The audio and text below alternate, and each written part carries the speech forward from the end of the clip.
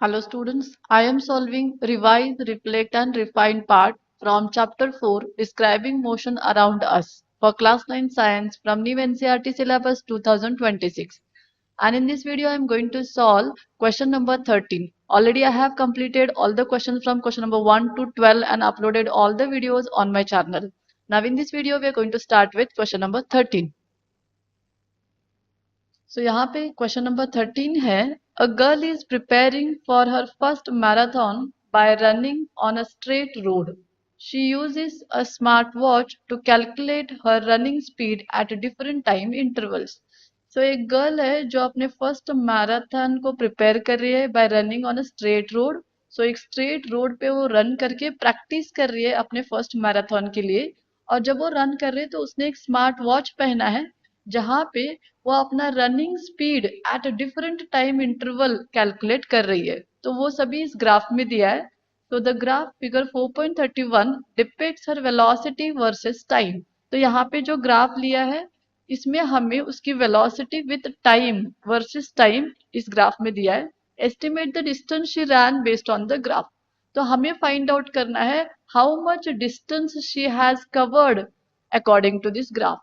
तो हमें यहाँ पे डिस्टेंस कैलकुलेट करना है। इसका मतलब हमें इस ग्राफ के अंडर का जो भी एरिया है वो फाइंड आउट करना है। तो ये यहाँ पे वेलोसिटी दी गई है किलोमीटर पर आवर में और यहाँ पे हमें टाइम दिया गया है वो आवर्स में है। सो टाइम यहाँ पे आवर्स में है और हमें कैलकुलेट करना है the area under the graph.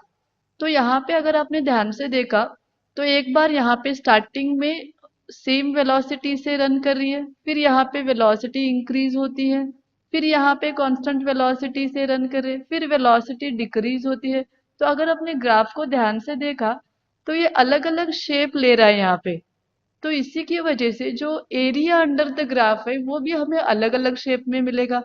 तो पहले हम इस एरिया को शेड करके ले लेंगे और हर एक एरिया को सेपरेटली कैलकुलेट करके उसको ऐड करेंगे। तो यहाँ पे अगर मैंने इस पॉइंट से एक स्ट्रेट लाइन ड्रॉ कर दी तो ये हो गया हमारा first part of this shaded area graph का। तो ये है एक रेक्टेंगल। तो मैं इसको लिखती हूँ S1। तो इसका हमें एरिया फाइंड आउट करना है। फिर आगे देखेंगे ये वाला सेकेंड। तो यहाँ पे देख सकते हैं आप ये शेप आपको ट्रेपेजियम की तरह दिखेगा। ये दो पैरेलल साइड्स है और ये उसका हाइट दे देगा। तो यहाँ पे मैं S2 लिखती हूँ। ऐसे ही मैं ये सभी ड्रॉ करके लेती हूँ। तो ये आप यहाँ पे ग्राफ देख सकते हो। तो यहाँ पे S1 S2 फिर यहाँ पे मैंने S3 लिख दिया, S4 S5 S6। अभी हमें इस सभी पार्ट्स के एरियाज को कैलकुलेट करना है। तो जहाँ पे रेक्टेंगल है जैसे कि फर्स्ट वन एंड फिर यहाँ पे लास्ट वन, तो ये दोनों रेक्टेंगल है तो यहाँ पे area of a rectangle formula use करना है। और जो S2 S3 S4 S5 है ये ट्रेपेजियम है, सॉरी S3 भी रेक्टेंगल है, S2 S4 S5 ये ट्रेपेजियम है। तो यहाँ पे ट्रेपेजियम का एरिया फाइंड आउट करना है, मतलब वो फॉर्मूला यूज करना है। और उस फॉर्मूला से हमें जो भी उसका एरिया मिलता है वो सभी एरियाज को अगर हम ऐड करेंगे, मतलब S1 area S2 S3 S4 S5 S6 area सभी को अगर ऐड करेंगे तो हमें टोटल डिस्टेंस मिलता है और वही होगा हमारा आंसर। तो हम यहाँ पे कौन से फॉर्मूलाज यूज करने वाले हैं वो भी मैं लिखती हूँ। तो यहाँ पे S1 फिर S3 एंड S6 ये जो सभी है ये हो गए हमारे रेक्टेंगल शेप। आप देख सकते हैं ग्राफ में। तो ये सभी रेक्टेंगल शेप है। अगर रेक्टेंगल शेप है तो यहाँ पे फॉर्मूला हम यूज करेंगे लेंथ इनटू ब्रेड्थ। ये फॉर्मूला यूज करना है। और S2 के लिए, S4 के लिए एंड S5 के लिए अगर इनको आपने ध्यान से देखा तो ये सभी ट्रेपेजियम के शेप में है। तो यहाँ पे हमें area of a trapezium find out करना है और उसका फॉर्मूला है half into sum of parallel sides, parallel sides into height. तो ये फॉर्मूला हमें यूज करना है। अगर आपको ये फॉर्मूलाज पता है तो ये सॉल्व करने के लिए बहुत इजी है। तो ये हमें फॉर्मूला 2 याद रहना है।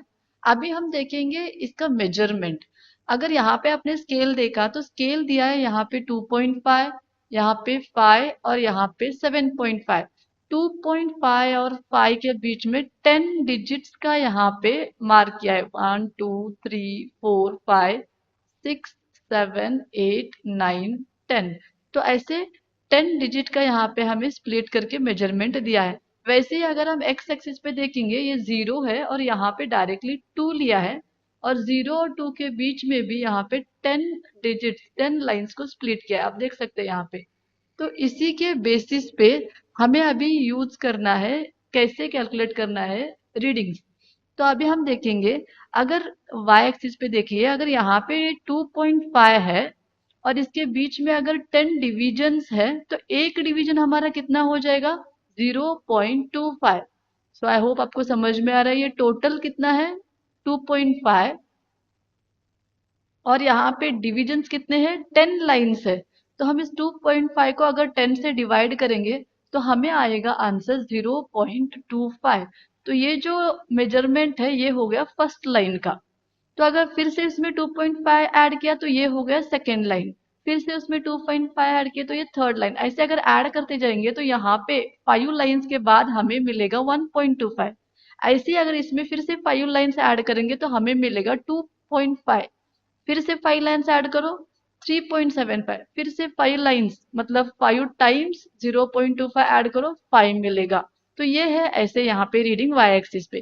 सेम वैसे अगर x एक्सिस पे देखोगे तो ये 0 है और यहाँ पे 2 है और बीच में 10 डिविजन्स है।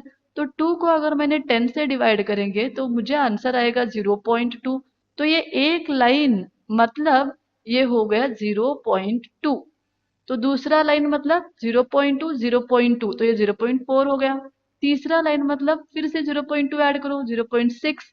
और ऐसे जब 10 टाइम्स 0.2 ऐड करोगे तो यहाँ पे आपको 2 मिलेगा।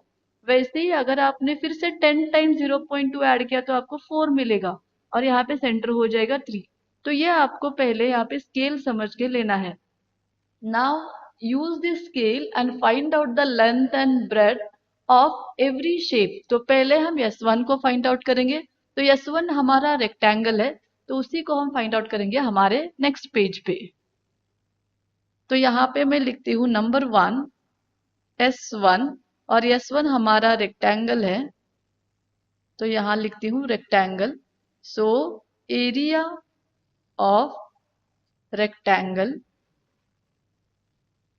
और ये हो गया हमारा लेंथ इनटू ब्रेड्थ। तो अभी यहाँ पे इसके वैल्यू सब्स्टिट्यूट करना है। पहले इसके रेक्टेंगल के हमें लेंथ एंड ब्रेड्थ को फाइंड आउट करना है। सो लेंथ कितना और ब्रेड्थ कितना वो देखेंगे हम, और इसके लिए हमें ग्राफ देखना पड़ेगा। अगर ग्राफ को फोकस करेंगे तो ये है इसकी लेंथ। तो अभी आप देखेंगे यहाँ तक ये 5 हुआ है, यहाँ तक 5 हमारे ग्राफ में ऑलरेडी दिए हैं। तो अभी डिवीजन कैलकुलेट करो, 1 2 3 4 5 6 7, और यहाँ पे 8 होता है, मतलब 8 डिविजन्स है। सो 0.2 इंटू 8 अगर हम करेंगे तो हमें कितना आंसर मिलता है वो हमें पहले फाइंड आउट करना है। सो 0.2 इंटू 8 आप करके देखिए तो आपको मिलता है 1.6। चाहे तो आप कैलकुलेट करके देख सकते हैं 1.6। तो यहाँ से 5 से यहाँ तक ये हो गया 1.6। तो हमें इस 5 में वो 1.6 ऐड करना है। सो 5 प्लस 1.6, तो इसको हम ऐड करेंगे तो हमें मिलेगा 6.6। तो 6.6, तो इतना हमें मिल गया हमारा वैल्यू। तो देखिए और एक बार हम कैलकुलेट करेंगे, ये 1 2 3 4 5 6 7 8, 8 इंटू 0.8 करना है, 8 इंटू पॉइंट टू करना है, तो ये हो गया 1.6। एंड 1.6 को अगर हमने इस 5 में ऐड किए तो ये होता है हमारा 6.6। तो यहाँ तक ये हो गया 6.6। तो ये लेंथ हो गया 6.6, L इज इक्वल्स टू 6.6। अभी हमें देखना है ब्रेड्थ कितना है। ब्रेड्थ मतलब हमें ये वाला डिस्टेंस देखना पड़ेगा। तो आप देखिए यहाँ पे ये 0 है, 0.2 0.4 और ये 0.6 है। तो ब्रेड्थ हो गया हमारा 0.6। तो हमें पहले रेक्टेंगल के मेजरमेंट्स मिल गए, यही हमें सब्स्टिट्यूट करना है। तो लेंथ लिखती हूँ मैं 6.6 और ब्रेड्थ लिखती हूँ मैं 0.6। सो सब्स्टिट्यूट करेंगे 6.6 इंटू 0.6, इसको हम जब फाइंड आउट करेंगे तो हमें मिलेगा S1। तो फाइंड आउट करेंगे,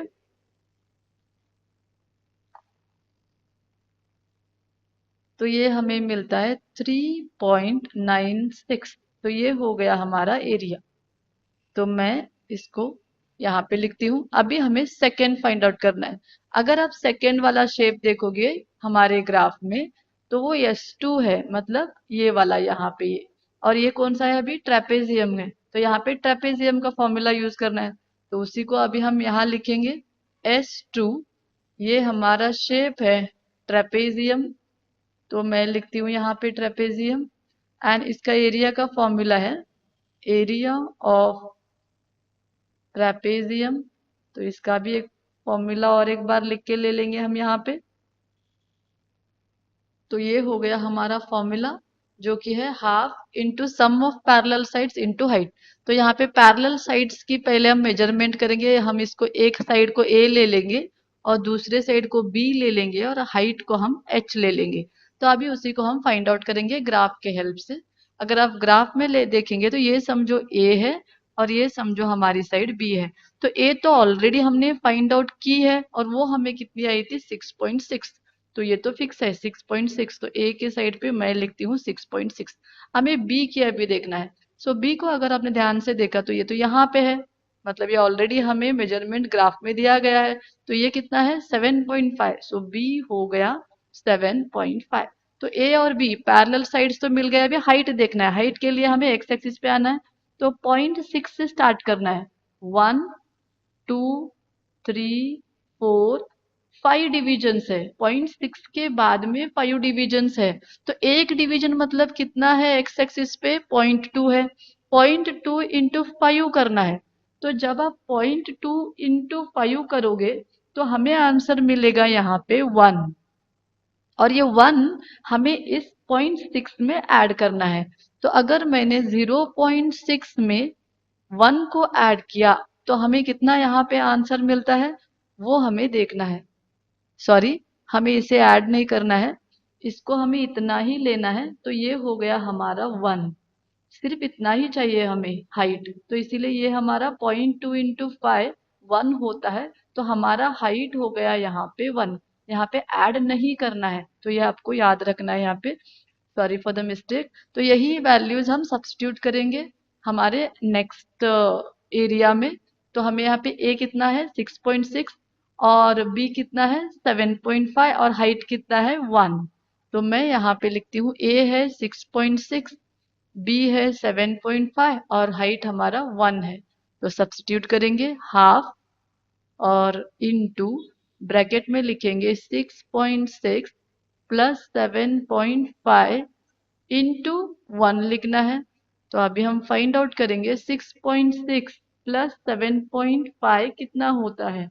तो अगर इसको हमने फाइंड आउट किया तो इसका आंसर आएगा, तो ये हो गया यहाँ पे 14.1। तो मैं यहाँ पे लिखती हूँ 14.1 इंटू 1 है। तो इंटू 1 के तो आपको 14.1 ही आएगा। सो 14.1 डिवाइडेड बाय 2 करेंगे और इसको अगर हमने डिवाइड किया तो हमें आएगा उसका फाइनल आंसर।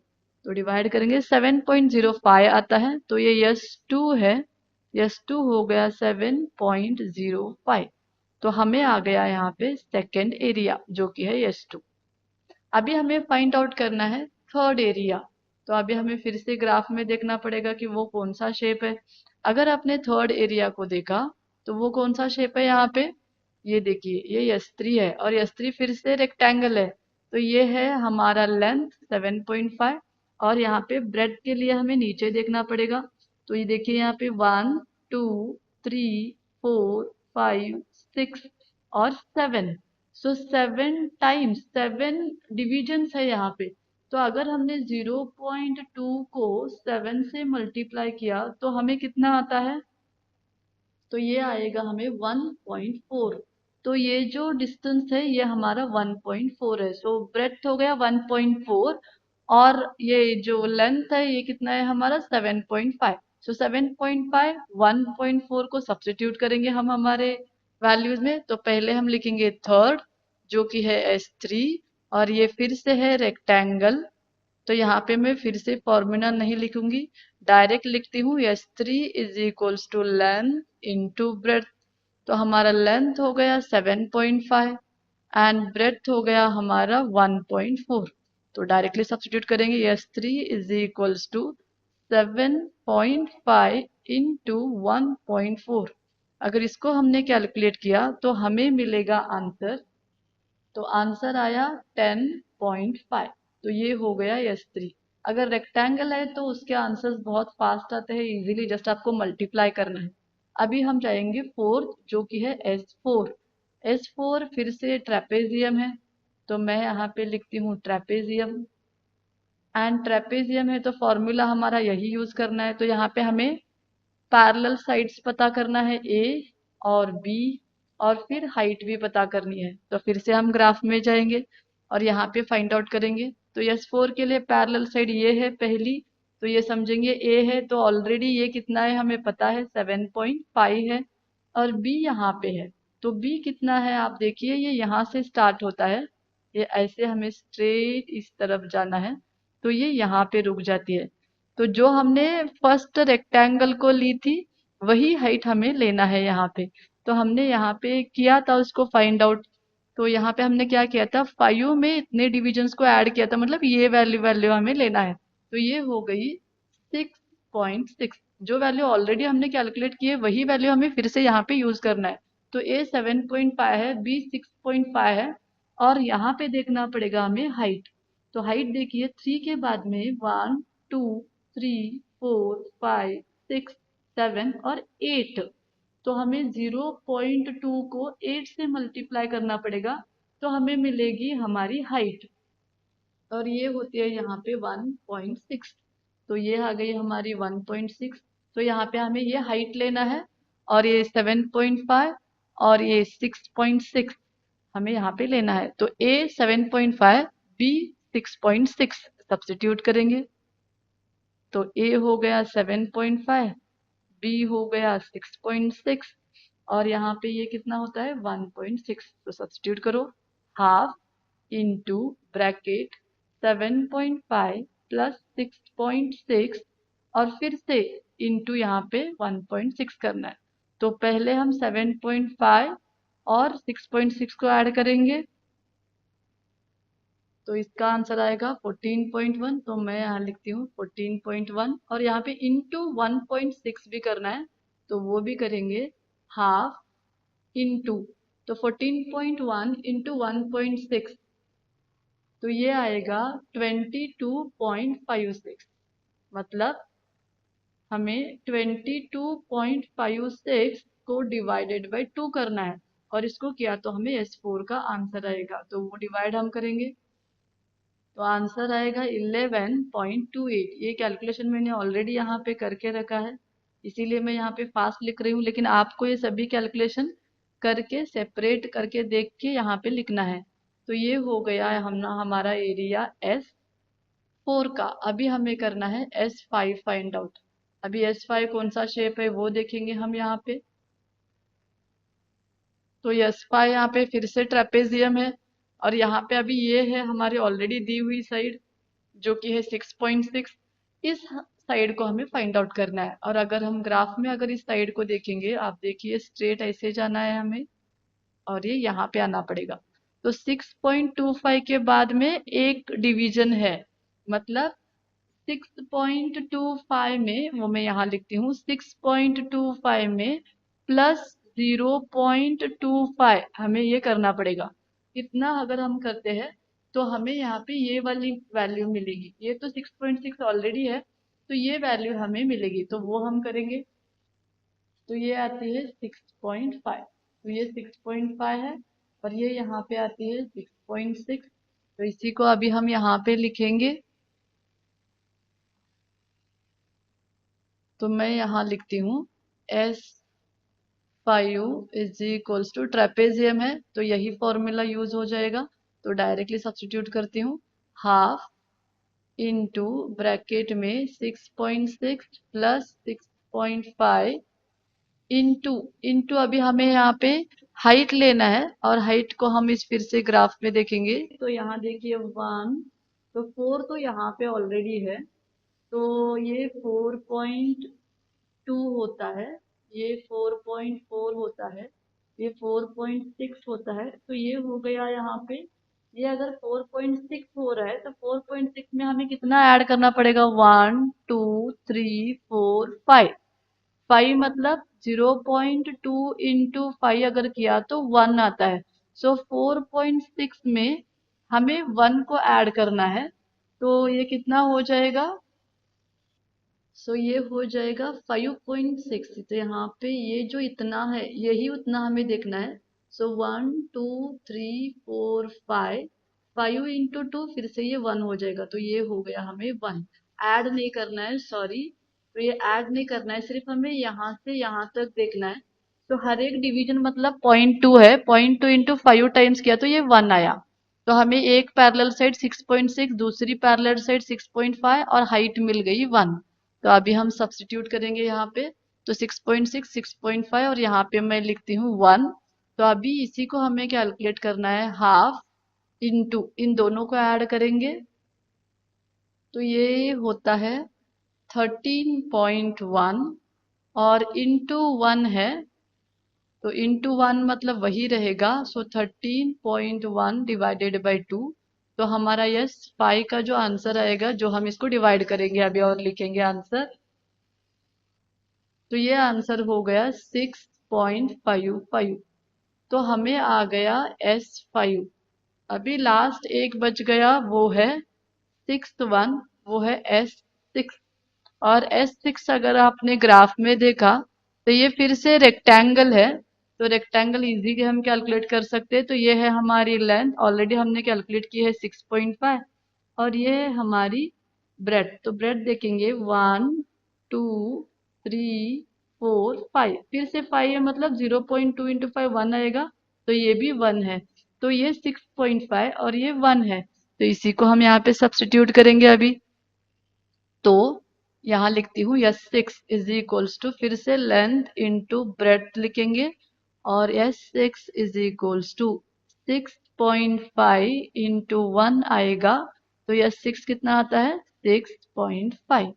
तो अभी हमने यहाँ पे सभी एरियाज को फाइंड आउट किया, S1 S2 S3 S4 S5 S6, इन सबको अगर हमने ऐड कर दिया तो हमें हमारा आंसर मिलेगा।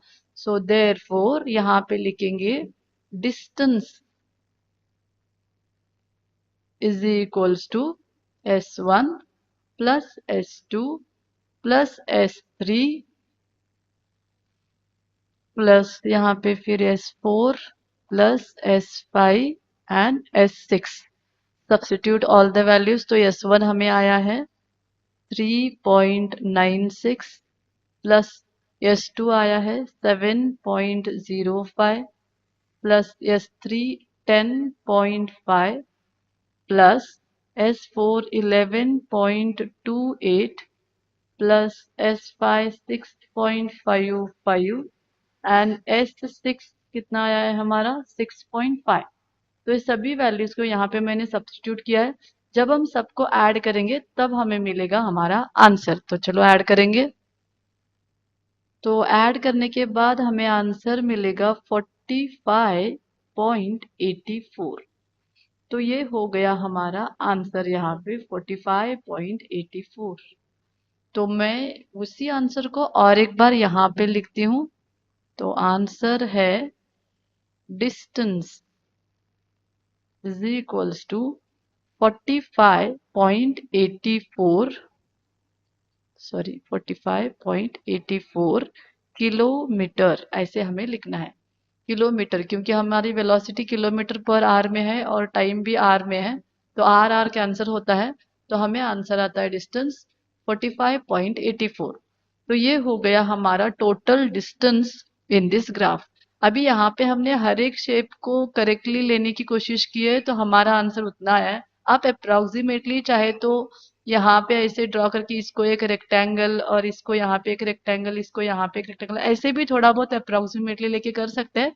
बट याद रखिए आंसर जो है, टोटल डिस्टेंस जो है, नियर बाय 40s के रेंज में आपको आएगा। 40 to 45 और 46 ऐसे आपको आंसर आना चाहिए टोटल डिस्टेंस का। तो ये था सॉल्यूशन क्वेश्चन नंबर 13 का। आई होप आपको ये जो भी मैंने सॉल्व किया है ये समझ में आएगा। अगर मेरे वीडियोस से आपको थोड़ा भी हेल्प हो रहा है तो मेरे वीडियोस को लाइक कीजिए, शेयर कीजिए एंड प्लीज मेरे चैनल को सब्सक्राइब कीजिए। Thank you so much.